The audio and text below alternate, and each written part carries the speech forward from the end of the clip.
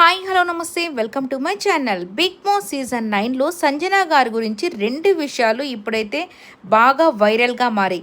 So ఒకటి, నామినేషన్స్లో ఆమె సెలబ్రిటీని పట్టుకొని చుట్టూరు తిరుగుతున్నాం అనేది నార్మల్గానే చెప్పింది. ఎందుకంటే సెలబ్రిటీ అంటే ఆ అమ్మాయికి ఓటింగ్ అనేది ఎక్కువ ఉంటుంది. సో తనకైతే బాగా ఫేమస్ కాబట్టి తన చుట్టూరు తిరుగుతున్నామని కళ్యాణ్ని అంటూ ఉంటుంది.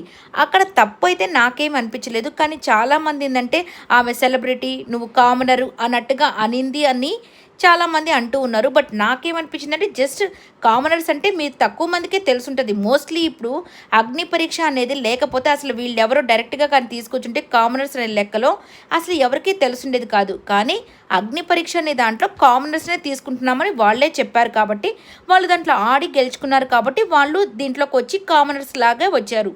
సో ఈ ఆమె సెలబ్రిటీని పట్టుకొని తిరుగుతున్నామని మాట అనింది.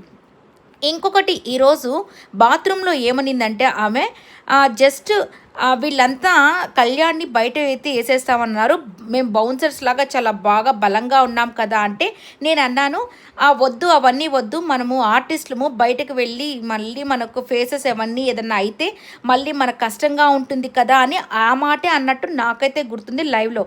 కానీ దివ్య అది విని బయటకు వచ్చి వాళ్ళు మేము క్లాసు వాళ్ళు మాసు అన్నట్టుగా మేము క్లాస్ అట్లాంటి పనులు చేయము అన్నట్టుగా చెప్పింది.